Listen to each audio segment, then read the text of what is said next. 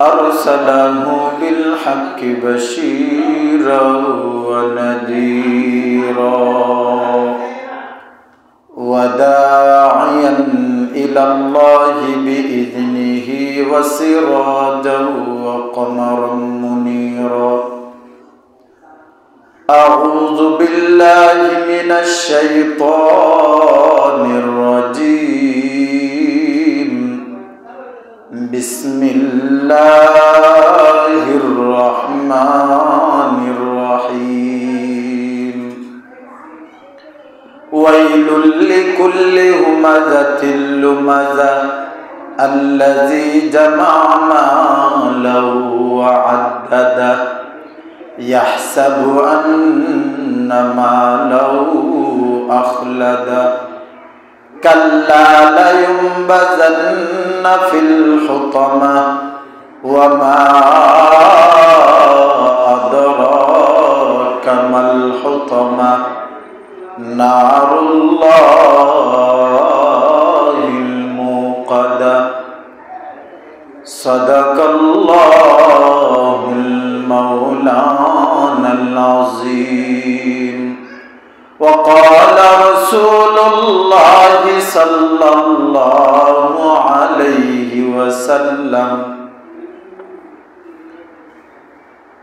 القبر من رياض الجنة أو حفرة من حفر النار صدق الله المولانا العظيم وصدق رسوله النبي الكريم ونحن على ذلك لمن الشاهدين والشاكرين الحمد لله আল্লাহ তাআলার দরবারে অসংখ্য অগণিত শুকর যে আল্লাহ রব্বুল আলামিন আপনি আমাদেরকে দয়া মায়া করে মহব্বত করে ভালোবেসে মাসিক ইসলাহি মাহফিলের মধ্যে আসার এবং বসার তৌফিকটুকু দান করেছেন। এই জন্য মহান মালিকের দরবারে লাখো কোটি শুকরিয়া আদায় করি আলহামদুলিল্লাহ। আল্লাহ সুবহানাহু ওয়া তাআলা দরবারে অসংখ্য অগণিত শুকর যে মালিক আপনি আমাদেরকে ভালো রাখছেন, সুস্থ রাখছেন, এই মাহফিলে আসতে পারছি, কিছু কথা যে বলতে পারতেছি, এই জন্য আবারও শুকরিয়া তান বলি আলহামদুলিল্লাহ। আল্লাহ সুবহানাহু ওয়া তাআলা তিনি পবিত্র কালামের মধ্যে বলেন লা ইন শাকারতুম লা আযীদান্নাকুম وَلَئِن كَفَرْتُمْ إِنَّ عَذَابِي لَشَدِيدٌ। আল্লাহ পাক রব্বুল আলামিন পবিত্র কালামের মধ্যে ঘোষণা দিয়ে বলতেছেন, হে আমার বান্দা বান্দীরা রে, তোমরা যারা আমার নিয়ামত পাইয়া নিয়ামতের শুকরিয়া আদায় করবা, আমি আল্লাহ পাক রব্বুল আলামিন তোমাদের নিয়ামত আরো বাড়ায় দেব। সুবহানাল্লাহ। আল্লাহ পাক রব্বুল আলামিন বলেন, হে আমার বান্দা বান্দীরা, তোমরা যদি আমার নিয়ামত পাইয়া নিয়ামতের না শুকরিয়া যদি আদায় করো, তোমরা যদি শুকরিয়া আদায় না করো, তাহলে আমি আল্লাহ পাক রব্বুল আলামিন তোমাদের জন্য কঠিন আযাবের ব্যবস্থা রাখছি। তোমাদের জন্য আমি আল্লাহ তাআলা ভয়াবহ আযাব তোমাদের জন্য আমি আল্লাহ তাআলা বরাদ্দ করে রেখে দিয়েছি। নাউযুবিল্লাহ। আল্লাহ পাক রব্বুল আলামিন বলতেছে, হে আমার বান্দা বান্দীরা, তোমরা যারা আমার নিয়ামত পাইয়া নিয়ামতের শুকরিয়া আদায় করবা, আমি আল্লাহ পাক রব্বুল আলামিন তোমাদের নিয়ামত আরো বাড়ায় দেব। সুবহানাল্লাহ। আল্লাহ রব্বুল আলামিন বলেন, তোমাদেরকে আমি আল্লাহ তাআলা দুনিয়ার মধ্যে কত নাজ নিয়ামত দিয়েছি। আল্লাহ পাক রব্বুল আলামিন বলেন, বান্দা বান্দীরা রে, আমি আল্লাহ তাআলা তোমাদেরকে কত নাজ নিয়ামত দান করেছি। আল্লাহ পাক রব্বুল আলামিন বলে, বান্দারে আমি আল্লাহ তাআলা তোকে দয়া মায়া করে মেহেরবানি করে ইহসান করে আমি আল্লাহ তাআলা তোকে মানুষের ঘরে জন্ম দিয়েছি। সুবহানাল্লাহ। আল্লাহ পাক রব্বুল আলামিন ডাক দিয়ে বলে আমি আল্লাহ পাক রব্বুল আলামিন তোকে কত মহব্বত করে ভালোবেসে বিশ্ব নবী সরকারে দো আলম নবী খাতামুন নবীন হযরত মুহাম্মদুর রাসূলুল্লাহ সাল্লাল্লাহু আলাইহি সাল্লামের শেষ নবীর উম্মত বানাইছি। সুবহানাল্লাহ। বাইরা আমার আল্লাহ পাক রব্বুল আলামিন বলতেছে তোমরা আমার নিয়ামত পাইয়া নিয়ামতের শুকরিয়া আদায় করো, আর যদি নিয়ামতের শুকরিয়া আদায় করতে পারো আমি আল্লাহ পাক রব্বুল আলামিন তোমাদেরকে নিয়ামত বাড়ায়া দেব। আল্লাহ পাক রব্বুল আলামিন ডাক দিয়া বলে আল্লাহ তাআলা বলতেছেন হে আমার বান্দা বান্দিরা রে আমি আল্লাহ পাকের গোলামি করো, আমি আল্লাহ পাকের ইবাদত বন্দেগী করো। আমার তেলাওয়াতকৃত আয়াতের মধ্যে আল্লাহ তাআলা বলতেছেন আল্লাহ তাআলা তিন শ্রেণীর লোক আল্লাহ তাআলা আমার তেলাওয়াতকৃত আয়াতের মধ্যে বলছেন। আল্লাহ পাক রব্বুল আলামিন বলেন এই তিন শ্রেণীর লোকের কি শাস্তি হবে আল্লাহ তাআলা এটাও কোরআনুল কারীমের মধ্যে বলছেন। আল্লাহ পাক রব্বুল আলামিন আমার তেলাওয়াতকৃত আয়াতের মধ্যে আল্লাহ তাআলা বলতেছেন ওয়াইলুল লিকুল্লি হুমাযাতিল লুমাযা আল্লাযী জামাআ মালাহু ওয়া আদ্দাদা ইয়াহসাবু আন্না মালাহু আখলাদা কাল্লা লা ইউনবাযান্না ফিল হুতামা ওয়া মা আদরাকা মাল হুতামা নারুল্লাহিল মুকাদা আল্লাতী তাত্তালিউ আলাল আফইদা ইন্নাহা আলাইহিম মুকসাদা ফি আমাদিম মুমাদ্দাদা। আল্লাহ পাক রব্বুল আলামিন আমার তেলাওয়াতকৃত আয়াতের মধ্যে আল্লাহ রব্বুল আলামিন বলেন ওয়াইলুল লিকুল্লি হুমাযাতিল লুমাযা। আল্লাহ পাক রব্বুল আলামিন বলেন যারা সামনাসামনি একজন আরেকজনকে ধিক্কার দেয় আর যারা পিছনে গীবত করে, আল্লাহ পাক রব্বুল আলামিন বলতেছেন যারা পিছনে একজন আরেকজনের পিছনে গীবত করে শাকায়াত করে আর যারা সামনাসামনি একজন আরেকজনকে ধিক্কার দেয় শরম দেয় আল্লাহ পাক রব্বুল আলামিন ওই লোকদেরকে বলতেছেন। এরপরের আয়াতে আল্লাহ তাআলা বলতেছেন আল্লাযী জামাআ মালাহু ওয়া আদ্দাদা। আল্লাহ পাক রব্বুল আলামিন বলেন যারা মাল জমা করে, যারা দুনিয়ার মধ্যে মাল জমা করে একত্রিত করে গণনা করে বারবার গণনা করে আল্লাহ পাক রব্বুল আলামিন বলে তাদের জন্য। এরপরে আল্লাহ তাআলা পরের আয়াতের মধ্যে বলতেছেন ইয়াহসাবু আন্না মালাহু আখলাদা।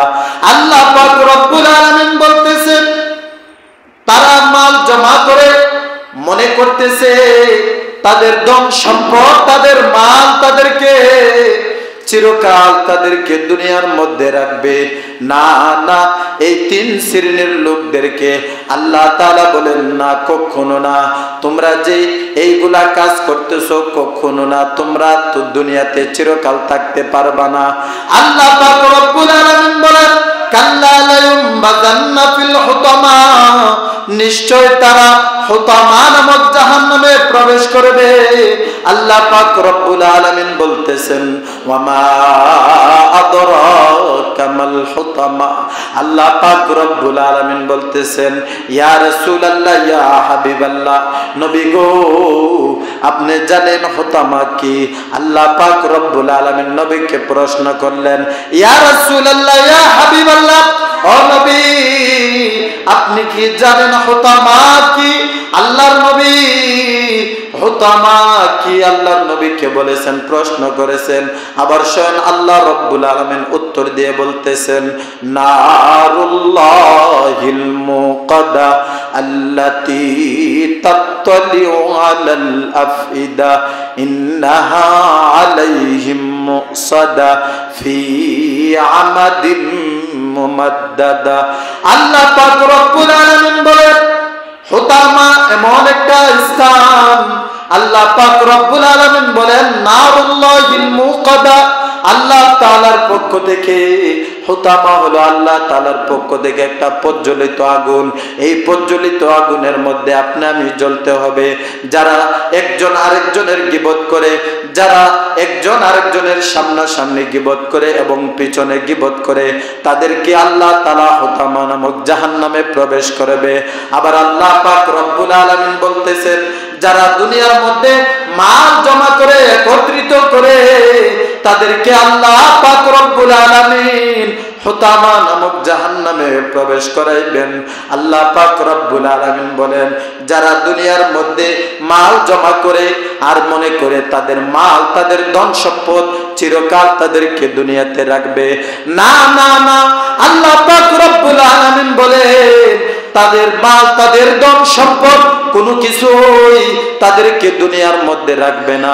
আমি আল্লাহ পাক রব্বুল আলামিন তাদেরকে একদিন না একদিন দুনিয়ার জমিন থেকে চিরকালের জিন্দেগিতে নিয়ে যাব। চিরকালের জিন্দেগিতে আমি আল্লাহ তাআলা নিয়ে যাব। আল্লাহ পাক রব্বুল আলামিন বলে, তোমাদেরকে আমি তোমাদেরকে দুনিয়াতে চিরকাল থাকতে দেব না।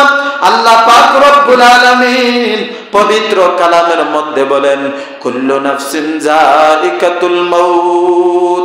আল্লাহ পাক রব্বুল আলামিন বলেন, প্রত্যেকটা প্রাণীর মৃত্যুর পেয়ালা পান করতে হবে, প্রত্যেকটা প্রাণীর মৃত্যুর স্বাদ গ্রহণ করতে হবে।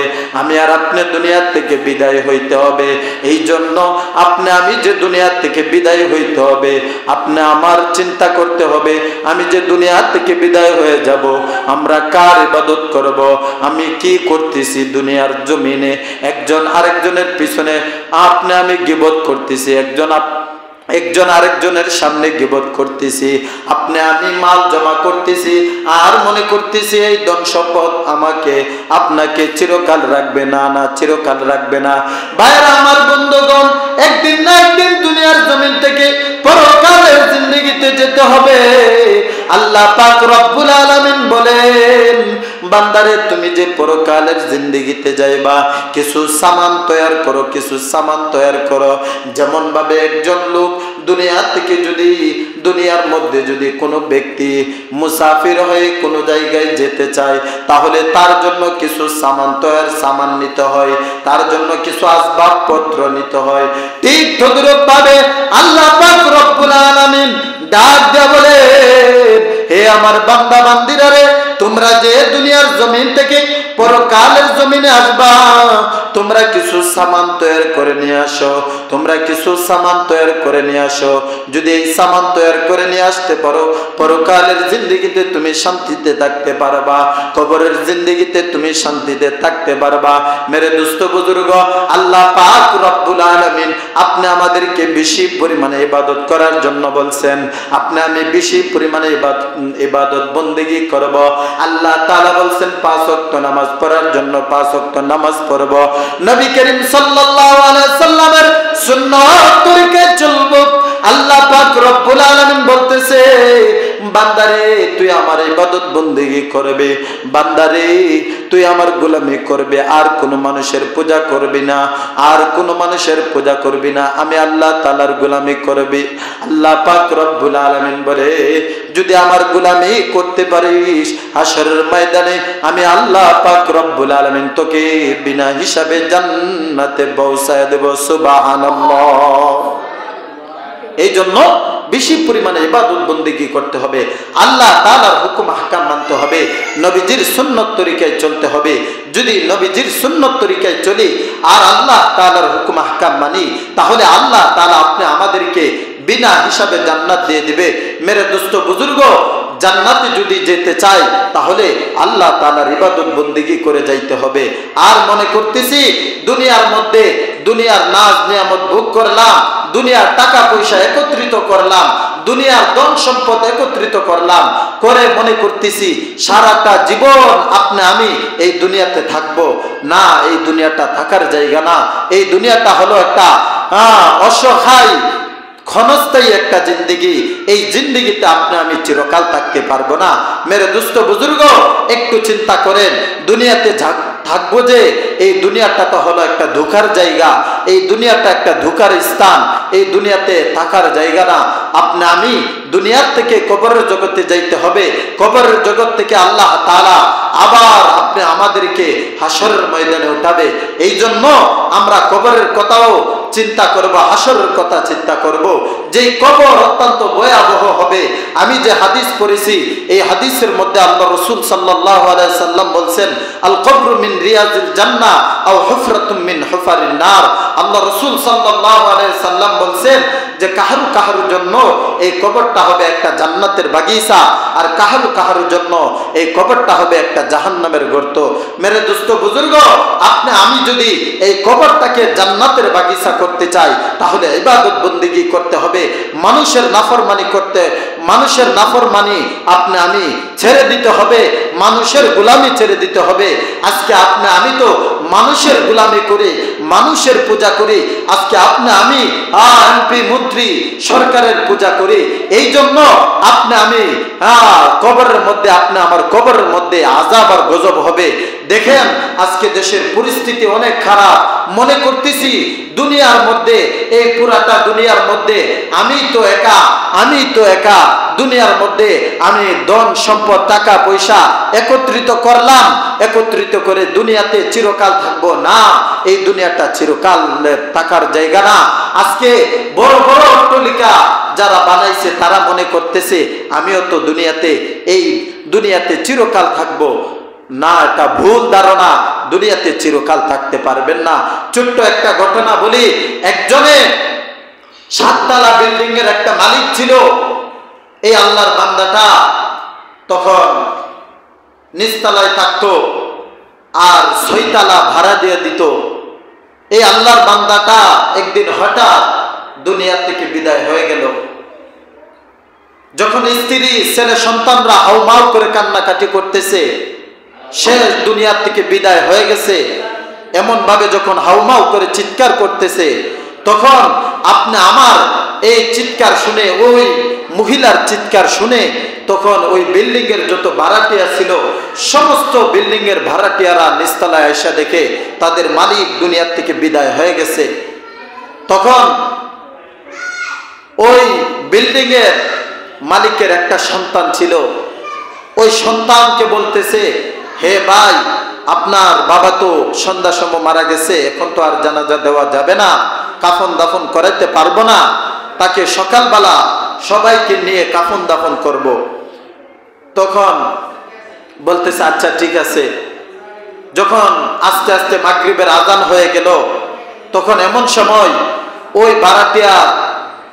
ওই ভাড়াটিয়াদেরকে ওই মালিকের সন্তান ডাকতেছে, হে ভাই, আমার আব্বার লাশের সামনে বৈশা থাকা আমার ভয় পাইতেছি, অত্যন্ত ভয় পাইতেছি, আপনি একটু বসেন না। তখন ওই ভাড়াটিয়ারও বলতেছে আমরাও তো ভয় পাই।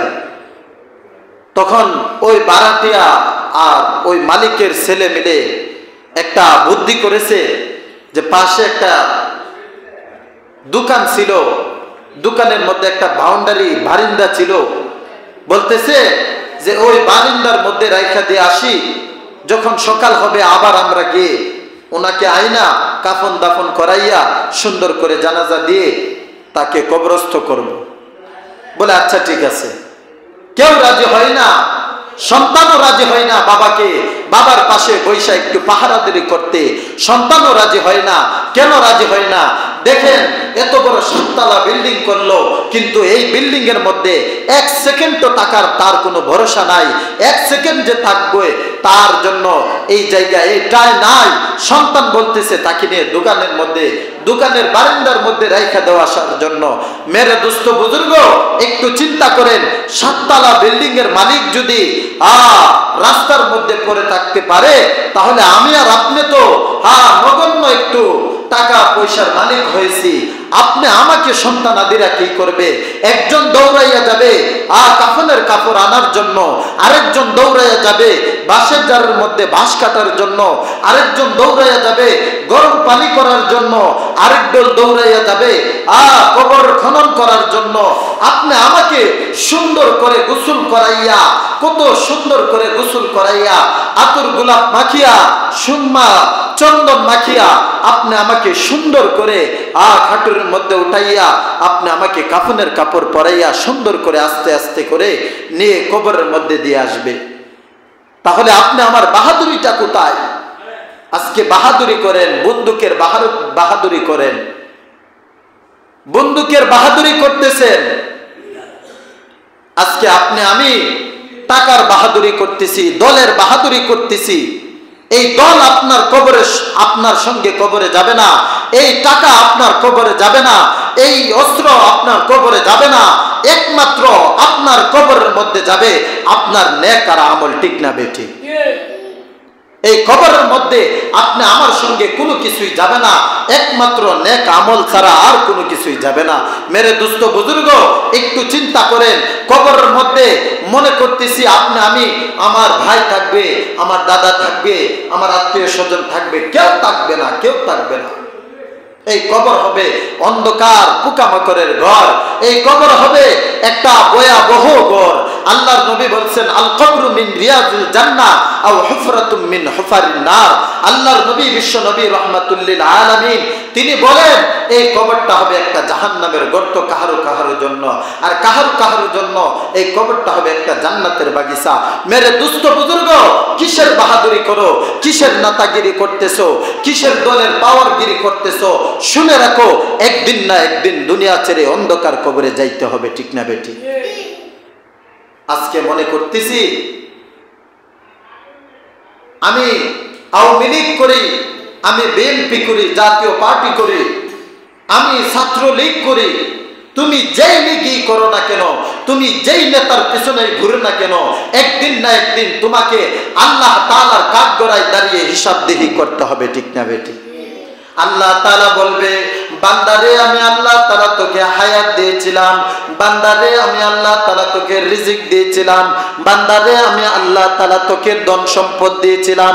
এ বান্দা, তুই এই ধন সম্পদ পাইয়া, হায়াত পাইয়া, রিজিক পাইয়া কি করছস একটু হিসাবদিহি কর। আমি আল্লাহ তাআলার কাছে একটু হিসাব দাও। আল্লাহ পাক রব্বুল আলামিন যদি আপনি আমাকে এই কাঠগড়ার মধ্যে যদি ধরে ফেলে, তাহলে আপনি আমি আর কোনোদিন এই দরা থেকে ছুটতে পারবো না। আপনি আমি আল্লাহ তাআলার কাছে কোনোদিন এই হিসাবদিহি করতে পারবো না, কোনোদিন আল্লাহ তাআলার কাঠগড়ায় দাঁড়াইয়া হিসাব দিতে পারবো না, ঠিক না বেটি? আল্লাহ পাক রব্বুল আলামিন বলে, বান্দা আমি আল্লাহ পাক রব্বুল আলামিন তোকে 60 থেকে 70 বছরের হায়াত দিয়েছিলাম। এই 60 থেকে 70 বছরের হায়াত পাইয়া বান্দা তুই জাহান্নামের দিকে গেছো। বান্দা, বান্দারে তোর জন্য তো আরেকটা রাস্তা ছিল, এটা জান্নাতের রাস্তা। এ বান্দা, তুই তো জান্নাতের রাস্তায় যাস নাই। বান্দারে, তুই যেহেতু জাহান্নামের রাস্তায় গেছস, যা যা, আমি আল্লাহ পাক রব্বুল আলামিন তোকে চিরতরে জাহান্নামী বানায় দিলাম, নাউজুবিল্লাহ। তাহলে এই হায়াত পাইয়া, হায়াতকে পাইয়া আপনি আমি কাজে লাগাইতে হবে, সময় পাইয়া সময়ের কাজে লাগাইতে হবে। মেরে দোস্ত বুজুর্গ, আপনি আমাকে সন্তান আদি দিয়েছে, এই সন্তান আদির হিসাবও আল্লাহ তাআলার কাঠগড়ায় দাঁড়িয়ে দিতে হবে, ঠিক না বেটি? আল্লাহ তাআলা বলবে, বান্দারে আমি আল্লাহ তাআলা তোকে 2টা সন্তান দিয়েছিলাম। এ বান্দা, তুই এই 2টা সন্তানকে জান্নাতের দিকে নিছো নাকি জাহান্নামের দিকে নিছো? আমি আল্লাহ পাক রব্বুল আলামিনের কাছে হিসাব দাও। আল্লাহ পাক রব্বুল আলামিন বলবে, বান্দারে আমি আল্লাহ তাআলা তোকে ধন সম্পদ দিয়েছিলাম, টাকা পয়সা দিয়েছিলাম, এই ধন সম্পদ কোন কাজে ব্যয় করেছো? আমি আল্লাহ তাআলার কাছে হিসাব দাও। সেই দিন আপনি আমার আর কোনো কিছুই থাকবে না, সেই দিন কোনো আর কথা বলতে পারবো না, জবান বন্ধ হয়ে যাবে। আল্লাহ পাক রব্বুল আলামিন, আল্লাহ পাক রব্বুল আলামিন বলে, বান্দা তোকে আমি আল্লাহ তাআলা একটা বডি দিয়েছিলাম, শরীর দিয়েছিলাম। এ বান্দা, এ বান্দি, এই এই শরীর পাইয়া, এই বুড়িটা আমি আল্লাহ তাআলার দেওয়া বুড়ি পাইয়া কি করেছো, কোন কাজে ব্যয় করেছো? তখন আপনি আমার জবান দিয়ে আর কোনো কথা আসবে না, আপনি আমার জবান দিয়ে আর কোনো কথা আসবে না। আল্লাহ রব্বুল আলামিন যখন এই কথা বলবেন, সঙ্গে সঙ্গে আল্লাহ পাক রব্বুল আলামিন হাতকে আল্লাহ তাআলা হাতের জবান খুলে দিবে, পায়ের জবান খুলে দিবে, আপনি আমার দুইটা চোখের জবান খুলে দিবে, আপনি আমার দুইটা কানের জবান খুলে দিবে। আল্লাহ পাক রব্বুল আলামিন বলবে, বান্দা বান্দিরা রে, আজকে তোমার পাওয়ার শেষ, সব পাওয়ার শেষ, দুনিয়াতে যা কিছু পাওয়ার দেখাইছিলা সব পাওয়ার শেষ, আমি আল্লাহ তাআলা শেষ করে দিয়েছি। এখন আমি আল্লাহ তাআলার পাওয়ার ঠিক না বেটি? আল্লাহ তাআলা বলে, দুনিয়ার মধ্যে আমি আল্লাহ তাআলার রহমান নামটা প্রয়োগ করেছিলাম, দুনিয়ার মধ্যে আমি আল্লাহ তাআলার রহমান নামটা প্রয়োগ করেছিলাম, এই জন্য তুমি যা ইচ্ছা তাই করতে পারছো, কোনো কিছুই বলি নাই। আজকে আমি আল্লাহ তাআলা কহার নামটা প্রয়োগ করলাম। আল্লাহ পাক রব্বুল আলামিন পবিত্র কালামের মধ্যে বলেন, লিমানিল মুলকুল ইয়াউম লিল্লাহিল ওয়াহিদিল কাহার। আল্লাহ পাক রব্বুল আলামিন বলে, কিয়ামতের ময়দানে, কঠিন মুসিবতের দিনে আমি আল্লাহ তাআলা রহমান থাকবো না, আমি আল্লাহ তাআলা কহার হয়ে যাব, অত্যন্ত রাগান্বিত হয়ে যাব, আমি আল্লাহ পাক রব্বুল আলামিন মহারাগে রাগান্বিত হয়ে যাব। মেরে দুস্থ বুজুর্গ, আল্লাহ পাক রব্বুল আলামিন রাগান্বিত হইয়া বলবে, হিসাব দাও, আমি আল্লাহ তাআলার কাছে হিসাব দাও, তোমার 60 থেকে 70 বছরের হায়াতের হিসাব দাও, তোমার মাল ধন সম্পদের হিসাব দাও, তোমার ছেলে সন্তানদের হিসাব দাও, তোমার বুড়ির হিসাব দাও। আল্লাহ পাক রব্বুল আলামিন বলবে, বান্দা, তোমার জবানটা আমি বন্ধ করে দিলাম, তুমি তোমার হাত, আমার হাত, দুইটা হাত আল্লাহ তাআলার কাছে বলবে, ও মালিক, আমি দুইটা হাত দ্বারা তোমার নাফরমানি করেছে, তোমার গোলামি করে নাই, তোমার গোলামি করে নাই, তোমার নাফরমানি করেছে, দুইটা হাত দ্বারা সুদের টাকা গুনেছে, দুইটা হাত দ্বারা হালাল কাজ করে নাই, হারাম কাজ করেছে। আল্লাহ পাক রব্বুল আলামিনের কাছে এই দুইটা পা সাক্ষী দেয়া বলবে, ও মালিক, আমাকে দিয়েছিল যেন মসজিদে যাই, মসজিদে গিয়ে যেন 5 ওয়াক্ত নামাজ যথাযথভাবে আদায় করে এই সমস্ত মাসিক ইসলাহি মাহফিলের মধ্যে যেন আসে, সে মাসিক ইসলাহি মাহফিলের মধ্যে আসে নাই, সে নামাজ পড়ে নাই। আল্লাহ, আমি এই দুইটা পা দ্বারা সে নাচ গানের মধ্যে গিয়েছে, আমি এই দুইটা পা দ্বারা সে জাহান্নামের দিকে গিয়েছে, সে সুদ ঘুষের টাকা আনার জন্য গিয়েছে। আল্লাহ তাআলার কাছে বলে দিবে, আপনি আমার দুইটা চক্ষু আল্লাহ তাআলার কাছে নালিশ দিয়ে বলবে, মালিক রে, তুমি আমি চক্ষুকে দিয়েছিলে দেখার জন্য, সে যেন দেখতে পারে। আল্লাহ পাক রব্বুল আলামিনের কাছে, আল্লাহ পাকের কাছে নালিশ দিয়ে বলবে, ও মালিক, আমি দুইটা চক্ষুর দ্বারা সে তোমার নাফরমানি করেছে। তোমার নাফরমানি কিভাবে করেছে? তুমি দুইটা চক্ষু দিয়েছো যেন কোরআন শরীফ দেখে দেখে পড়তে পারে, তুমি দুইটা চক্ষু দিয়েছো সে যেন হাইটা হাইটা সুন্দর করে দেখে দেখে যেন মসজিদে যাইতে পারে। আল্লাহ, আজকে আপনার এই চক্ষু দ্বারা সে বেগানা নারীকে দেখেছে, বেগানা নারীকে দেখেছে। মালিক রে, আমি দুইটা চক্ষু নালিশ দিলাম। আল্লাহ পাক রব্বুল আলামিনের কাছে সমস্ত অঙ্গ পতঙ্গ নালিশ দিবে, ঠিক না বেটি? আল্লাহ পাক রব্বুল আলামিনের কাছে এই কথাটাও আল্লাহ তাআলার কাছে বলবে, মালিক, তোমার এই দুইটা হাত দ্বারা, তোমার এই দুইটা হাত দ্বারা কোরআন শরীফ ধরে ধরে পড়েছে। মালিক, তোমার এই দুইটা পা দ্বারা সুন্দর করে হাইটা হাইটা মসজিদের মধ্যে গিয়েছে। ও মালিক, তোমার এই দুইটা চক্ষু দ্বারা দেখে দেখে কোরআন শরীফ পড়েছে। তোমার এই দুইটা কান দ্বারা সে সুন্দর করে কোরআনের তাফসীর শুনেছে, কোরআনের মাহফিল শুনেছে। আল্লাহ, যদি আপনি আমি এই অঙ্গ প্রত্যঙ্গ দ্বারা ভালো কাজ করে থাকি, তাহলে আল্লাহ তাআলার কাছে এই অঙ্গ প্রত্যঙ্গ আপনি আমার জন্য সুপারিশ করে এই অঙ্গ প্রত্যঙ্গ জান্নাতে নিয়ে যাবে, ঠিক না বেটি? এই জন্য এই অঙ্গ প্রত্যঙ্গেও তো সৎ কাজের দিকে নেন। মেরে দোস্ত বুজুর্গ, প্রথমত যে কথাটুকু বলতেছিলাম যে একজন আরেকজনের কোনোদিন গীবত করব না। একজন আরেকজন কোনোদিন গীবত করব না, কাহারো পিছনে পিছনে গীবত করব না, আর কাহারো সামনে কাউকে নিন্দা দেব না, কাউকে লজ্জা দেব না। দ্বিতীয়ত, মাল জমা করতেছি, মনে করতেছি এই ধন সম্পদ, এই টাকা পয়সা আমাকে আপনাকে চিরকাল রাখবে, না, চিরকাল রাখবে না।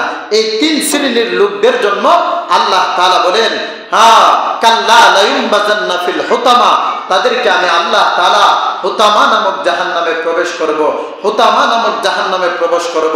আল্লাহর নবী বলেন হুতামা কি? তখন আল্লাহ তাআলা বলেন, ওমা আদরাকা মাল হুতামা, হুতামা হলো এমন একটা বিষয়, নারুল্লাহিল মুকাদা, হুতামা হলো এমন একটা স্থান যে নারুল্লাহিল মুকাদা, আল্লাহ তাআলার পক্ষ থেকে প্রজ্বলিত আগুন। মেরে দোস্ত বুজুর্গ, আপনি আমি এই তিন শ্রেণীর কাছ থেকে বিরত থাকব। আল্লাহ তাআলা সবাইকে এই তিনটা কথার উপর, এই তিনটা বিষয়ের উপর আমল করার তৌফিক দান করুক। ওয়া আখিরি দাওয়ানা আলহামদুলিল্লাহি রাব্বিল আলামিন। আসসালামু আলাইকুম ওয়া রাহমাতুল্লাহি ওয়া বারাকাতুহু।